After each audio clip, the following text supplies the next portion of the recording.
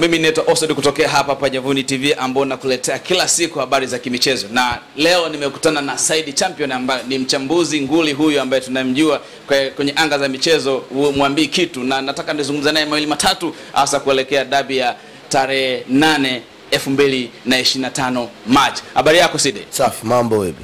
Mambo yanakondaje? Bwana Mungu ni mwema kabisa. Bwana, nataka tuzungumze mawili matatu, hasa tunataka tukusikie namna unavyoweza unauona mchezo huu ambao ni wa kesho kutwa. Tunabaki siku hizi mbili tu ambao ili kuelekea hapo kwa Mkapa. Unazungumziaje mechi hiyo?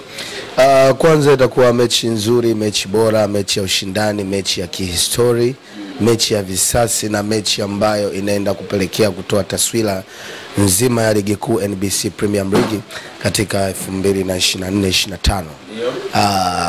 Walimu wote wamejipanga vizuri kutokana na timu, mentality ya wachezaji, ubora, vikosi vyote viwili na ushindani katika position zote mbili. Hii inaenda kutoa taswira kwamba dabi ambayo itakuwa imechangamka, yenye mvuto na tamu zaidi. Yes.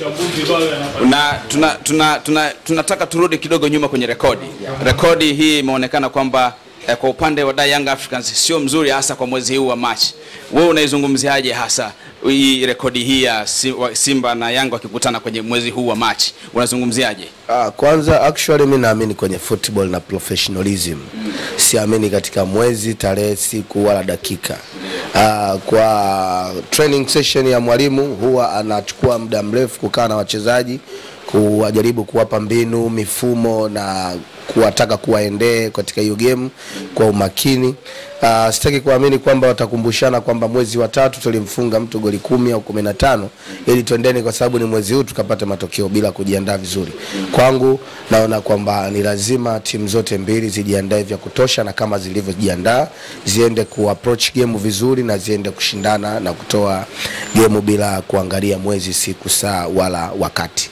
Yes. Kuna baadhi wengine wameweza kuzungumza kwamba mechi hii itakuwa ni ya vuta ni kuvute, kwa sababu ukiangalia Young Africans imeweza kupoteza klabu bingwa, pia inatumaini kurudisha matumaini hapa kwenye NBC, na pia Simba Sport Club pia inataka kuonesha na kuvunja rekodi ya miaka yote hii mitatu hajachukua ubingwa NBC. Lakini mechi hii hasa unaizungumzaje? Na kuna baadhi wengine wamejitokeza na kuzungumza kwamba kuna baadhi hasa beki za Young Africans kuna baadhi inatakiwa wasicheze. Je, kwanza tukianzia hapo, wewe unaonaje safa zao za upande wa Yanga, hasa kiangalia Israel Mwenda na upande wa pili, na sasa hapa kutokana na watu Simba sasa hivi alionao?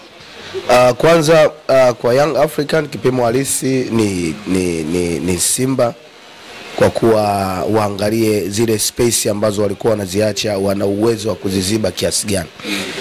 Nikisema zile space, maana yake ukiwa unakimbiza mwizi, kufunga mlango inakuwa ni nadra kwa sababu unakuwa unamkurupusha, tofauti na ambaye unajiandaa unafunga mlango unaanza kumkimbiza. Kwa Young African wakiwa wanashambulia katika flanks zote mbili, Shomari na Israeli Mwenda na Boka, wote wanakuwa wanaongezeka katika mashambulizi na kuacha nyuma watu watatu ambaye ni Aridi ya Ucho, Dickson Jobu na Baka. Hii space ya pembeni inakuwa ni rahisi mno kufikika. Kwenda kuiapproach game ni jambo jingine, performance ya wachezaji ni jambo jingine. Kwa Israeli Mwenda tokea ameanza tumeona performance yake jinsi anavyopanda na kushuka, anasaidia timu yake, na tumeona kuna sema rotopa sita goli. Actually Boka pia amefunga na anatengeneza nafasi. Sioni udhaifu sana wa kukaba bila discipline katika kuingia huo mchezo. Kuendea mchezo ni maana yake kuangalia tunaenda kumuendea ana ubora upande gani na ana uzoefu upande gani, mzuri wapi na uzuri zaidi ni wapi, ili tuweze kumkamata au kumtegea vizuri kwenda kumfunga. Kwa Simba Sports pia hivyo, makosa ya wachezaji mmoja katika backline huwa inapelekea wanaadhibiwa, lakini katika mechi kama ya Young African kuiendea ni lazima inahitaji discipline na kumwangalia, je, mtu ninayemwendea ni mzuri katika upande gani na ni mbovu katika upande gani, ili kwenda kushinda mechi. Mechi itakuwa na discipline. Sioni mabadiliko makubwa katika vikosi vyote viwili. Naona ni wale ambao walikuwa wanaanza katika mechi zilizopita na wale wataanza katika dabi. Ni sehemu ndogo tu ambayo inaweza ikafanywa mabadiliko katika sehemu na studies za kiufundi zaidi, lakini mbali na hapo sioni madhaifu ya fullbacks za Yanga wala sioni udhaifu wa fullbacks wa Simba. Lakini hapo tumefululiza kuangalia mechi za Young Africans, imeonekana kwamba wanatengeza nafasi nyingi sana lakini matokeo wanapata machache. Je, uwezi kuona kwamba haya ni matokeo ambayo yanaweza kufanya Simba kwa zile nafasi chache na zinapata matokeo kwamba wanaweza kutumia fursa hiyo na kupata ushindi? Actually inawezekana, lakini kama nilivyosema awali, kuiendea mechi huwa inahitaji process ya kutosha kwa kimbinu, kimaarifa, kiakili, kimwili, kwa sababu unaenda kucheza na timu ya design gani. Unaenda kucheza na Young Africans ambayo unajua kwamba ina washambuliaji hatari na ina uwezo wa kutengeneza nafasi zaidi ya 10 hadi 15 per games. Katika nafasi 10 hadi 15 watafunga goli 3, goli 4 hadi 5. Unaweza kukutana na Simba ambayo haitoweza kukuruhusu itengeneze nafasi 10 hadi 15. Inaweza kukuruhusu utengeneze nafasi 1 au 2. Je, unaiweza kuiconvert kuwa goli? Kama itakuwa ni goli basi uje mechi imeisha 1-2, 2-2, haitoweza kuwa na magoli mengi. Na kama Simba Sports pia ni hivyo hivyo, kuangalia weakness ya Young Africa iko wapi. Tukamnyima kutengeneza nafasi, sisi kwa sababu tuna uwezo wa kutengeneza nafasi 3 na tukafunga 2 au 1, basi tutatengeneza nafasi hiyo moja, tukifunga tutabana nyuma, tutakuwa mechi imeisha. Kwa hiyo mechi itakuwa ni ya discipline, kiufundi, kuheshimiana na kuelekea kuimaliza mechi kimbinu zaidi na sio kimchezaji mmoja mmoja. Kwa upande wa Simba inasemekana kwamba kuna baadhi ya wachezaji ambao tunaweza tukakosa, hasa ni golikipa pia na Chemaloni, japokuwa baada alivyoumia tujapata taarifa zote zinazoendelea. Je, uone kwamba hiyo inaweza kuwa sababu ya Simba Sport Club kupoteza mchezo huu? Hapana, kwanza hata kama watakuwa na excuse hiyo nitawaona kwamba hawana akili sawa sawa, kwa sababu mwalimu alianza na rotation katika kikosi chake. Actually tuliona Chamau Kalabwe alikuwa anaanza na Chamalon Fondo, baadaye ikabadilika ikaja Chamalon Fondo na Hamza. Hii kuonyesha kwamba ni hali gani ya performance ya mchezaji ndio itamrudisha katika kikosi.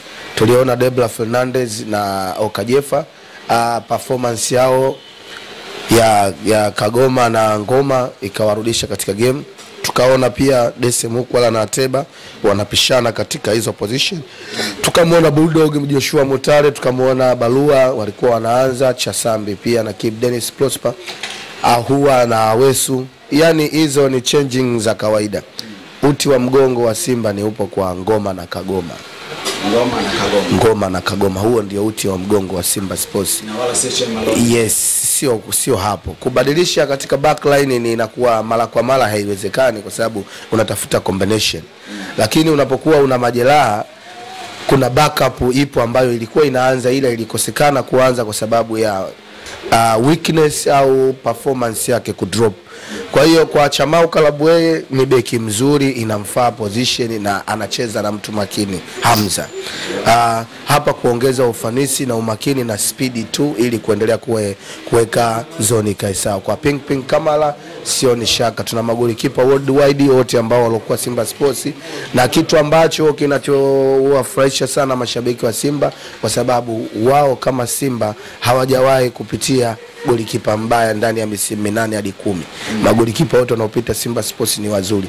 Kwa hiyo hawana excuse wala hawezi kusema na golikipa mbaya, cause Ali Salim Katondi golikipa namba 1 Tanzania, ndio golikipa wa taifa. Kwenda naye hakuna shaka. Tumeona mechi ya mwisho na Costi amepata clean sheet na ndio mechi yake nafikiri ya karibuni aliocheza. So bado hawana excuse Simba ya kusema kwamba wakipoteza walaumu kwa sababu Ping Kamala yupo au Chamalon. Wana kikosi kizuri, wana kikosi bora, wana uwezo wa kupata matokeo kwa namna moja ama nyingine. Wakipokea maelekezo mazuri kwa kocha wao, wataweza kwenda kuimaliza mechi na kuifanikisha kuongoza ligi. Yes. Kutokana na ulivyoweza kuangalia vikosi hivyo viwili kati ya Young Africans na Simba Sport Club ambayo inaenda kupigwa hapo, je, unaona mechi hiyo itakuwa na matokeo ya magoli mangapi? Je, 5 au 2 au 1 tu na au kuishia sare ya bila kufungana? Actually sio ni sare, naona mechi inaisha ushindi, lakini kwa timu yoyote itakuwa beta ndio itapata matokeo. Kwa wewe sasa katika timu hizo ambazo inaweza kuwa beta, kwa jinsi unavyoangalia, je, unaona kwamba ni timu gani ambayo inaweza kwa asilimia unaweza kuipa matokeo? Kwa mzani unavyokuwa na matokeo na takwimu kihalisi, 60% ni Young African, 40% ni Simba Sports Club ya kupata matokeo. 40 ni Simba Sport. Kwa nini?